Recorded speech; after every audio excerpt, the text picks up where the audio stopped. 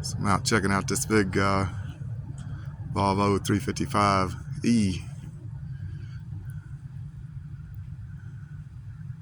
It's a lot bigger than it looks. It's a heavy duty machine.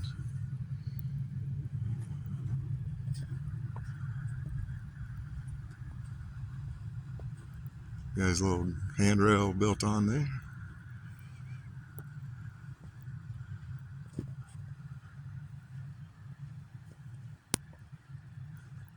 Real heavy duty.